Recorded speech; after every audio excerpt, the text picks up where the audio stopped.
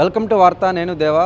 CM Davos పర్యటనలో ఉండగానే అటువైపు BRS party working president KTR అయితే మాత్రం విమర్శలు చేశారు. అంటే ఈ ఫార్ములా కార్ రేసులో అవినీతి జరిగిందని తనపై కేసులు నమోదు చేసినప్పటికీ ఇప్పుడు అదే సంస్థతో ఒప్పందం చేసుకుంటున్నారు సీఎం రేవంత్ రెడ్డి. అలాగే దుద్దిల శ్రీధరబాబు అయితే మాత్రం ఆరోపించారు.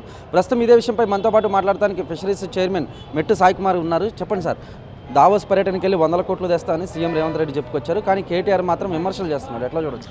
నేను ఏమంటున్నా, కేటీఆర్ అనేటోడు అబద్ధాల పుట్ట, అన్ని మాటలు బేకారు మాటలు. నేనేమంటున్నా, మీకు కేటీఆర్ లాంటి దుర్మార్గుడు ఎతికినా దొరకడు. అబద్ధాలకు ఐడి కార్డు, అబద్ధాలకు ఆధార్ కార్డు కేటీఆర్ మాత్రమే. గత 10 ఏళ్ళు గార్ద పళ్ళతో మీరు ఇదే బీఆర్ఎస్ పార్టీ ప్రభుత్వం ఉన్నప్పుడు 10,000 కోట్లు 20 కోట్లు తీసుకొచ్చి ప్రతిరోజు కొన్ని 100 కోట్ల అడ్వర్టైజ్ తీసుకొని మాట్లాడే వ్యక్తి ఇప్పుడు లక్షల కోట్లు తీసుకొస్తే కాంగ్రెస్ పార్టీ వస్తే అరే అంటే తెలంగాణ ప్రజలు బాగుపడితే ఓరలేని కళ్ళు, తెలంగాణ ప్రజలు మంచిగా ఉంటే ఓరలేని మనసు తత్వాలు చూస్తే మాకు బాధ అనిపిస్తుంది. అది ఇంత క్రూరంగా అరే గత 10 ఏళ్ళు అధికారంలో ఇప్పుడు కేటీఆర్కి అధికారం పోయినా అహంకారం పోలేదు. అహంకారాన్ని పోనేబట్టే సమయం దగ్గర ఉంది.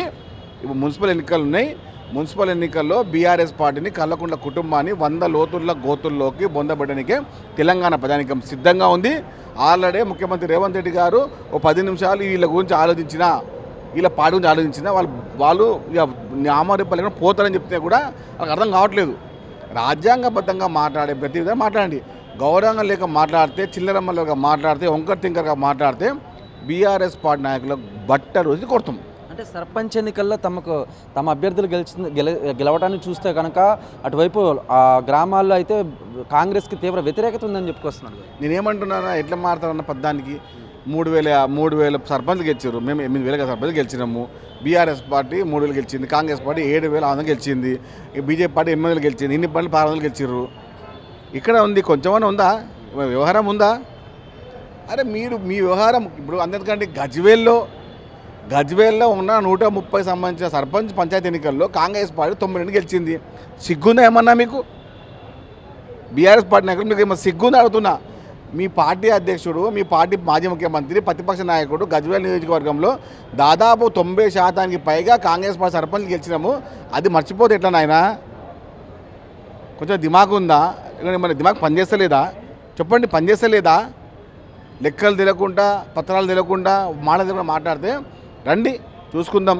సిరిసిల్లలో కూడా కళ్ళు మూసుకుపోయే పనికి వచ్చేసింది కదా. అంటే సింగరేణిలో భారీ కుంభకోణం జరిగింది, అవినీతి పాల్పడ్డారు. అందుకే తనపై రాజకీయ కక్ష సాధింపు చర్యలో భాగంగానే సిట్టు విచారణ అధికారులు అయితే మాత్రం నోటీసులు ఇచ్చారని అయితే హరీష్ రావు ఆరోపిస్తున్నారు. నేను ఏమంటున్నా, హరీష్ రావు గారు మీరు గత ప్రభుత్వంలో ఉన్నప్పుడే మీ మామ కొడుకులే కదా మిమ్మల్ని రాజదురి అనుకొని మీ ఫోన్ ట్రాపింగ్ చేసింది ఆయన. నువ్వు గల్లా పట్టి అడగాల్సింది వాళ్ళని. దుతరాష్ట్ర కౌగులు చేసుకుంటారు కదా, మాకు చూపించకండి. గల్లా పట్టి అడుగుతావా, చెంప చెల్లిమని అడుగుతావా? అడుగు. హరీష్ రావు గారు పోయి అడగండి కేటీఆర్ని, కల్లకుంట్ల కుటుంబం ప్రతి ఒక్కరు అడగండి, నన్ను అని చెప్పి. కేటీఆర్ గారు ఇప్పుడు మాట్లాడుతూ ప్రతి మాట హరీష్ రావు గురించి, మా గురించి కాదు. మాకు అవసరం లేదు మీ గురించి. హరీష్ రావు ఒక ఫోన్ ట్యాపింగ్ ఎవరు చేసిర్రు? బీఆర్ఎస్ పార్టీ ప్రభుత్వం చేసింది. బీఆర్ఎస్ పార్టీ అప్పుడు ఏముండే? ఒక మంత్రిగా ఉండే. ఈ మంత్రి ఫోన్ ట్యాపింగ్ అయిందని ఎవరు చెప్పారు? వారి యొక్క ముఖ్య నాయకుడు ప్రకాష్ చెప్పిండు. ఏమని? మా ప్రకాష్ గారు ఫోన్ చేస్తే, ప్రకాష్ అన్న నువ్వు నాకు ఫోన్ చేయకు, నా ఫోన్ ట్యాపింగ్ అని చెప్పిండు. ఎవరు? హరీష్ రావు చెప్పిండు కదా ప్రకాష్కి. ఆ ప్రకాష్ ఎన్నో వింటూ చెప్పిండు. ఎందుకంటే మాట్లాడతారు పిల్లల మాటలు, లత్కోర్ మాటలు మాట్లాడే ముందు, చిల్లర మాటలు మాట్లాడే ముందు గతంలో మీరు చేసిన పుణ్యాలు ఏంది, పాపాలు ఏంది, అదే మీకు అన్నీ తెలుస్తాను ఆయన. కాబట్టి కేటీఆర్ అనేటోడు ఒక పెద్ద లుచ్చాగాడు. రేవంత్ రెడ్డి గారి నుంచి మాట్లాడే నైతికత లేదు.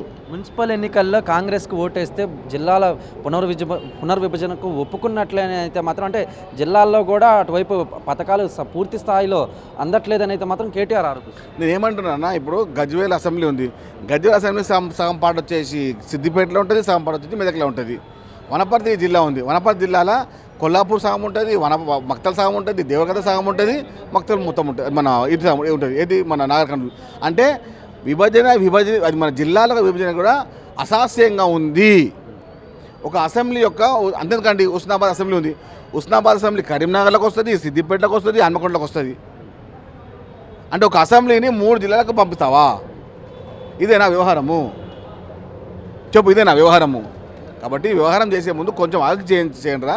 మీరు చేసిన తప్పుదలకని మేము చదువుతున్నాము, మీరు చేసిన అప్పులను మేము మిత్తి కడుతున్నాం దుమ్మాగుల్లారా. అంటే నిన్న కూడా బీఆర్ఎస్ పార్టీలోకి అంటే దాదాపు 1000 మంది మాజీ జెడ్పీటీసీలు కార్యకర్తలు అంటే బీఆర్ఎస్ పార్టీ కండువా కప్పుకున్నారు. మున్సిపల్ ఎన్నికల్లో దీని ఎఫెక్ట్ ఏమైనా పడుతుందంటారా? కాంగ్రెస్ బీఆర్ఎస్ పార్టీ నుంచి బయటకు వచ్చి మళ్ళీ బీఆర్ఎస్ పార్టీలో పోయిండు. దానికి మాకేం సంబంధం మన అని మా పార్టీ పనిచేసిండా? మా పార్టీ జిల్లా వైస్ చైర్మన్ అయిందా? ఆ పార్టీలోనే వైస్ చైర్మన్ అయ్యిండు. ఆ పార్టీని బయటకు వచ్చి ఆ పార్టీ నుంచి వ్యవసాయం మాకెందుకంటే అవన్నీ. కాంగ్రెస్ పార్టీలో ఎంతమంది నాయకులు ఉన్నారు, వాళ్ళు మా కాంగ్రెస్ పార్టీ కాదు, బీఆర్ఎస్ పార్టీకి రాజీనామా చేసి మళ్ళీ బీఆర్ఎస్ పార్టీ చేరిండు. అందులోకపోతే ఏముంది? ఫైనల్గా మున్సిపల్ ఎన్నికల్లో కాంగ్రెస్ ఎటువంటి ప్రజల నుంచి మద్దతు వస్తుందండి?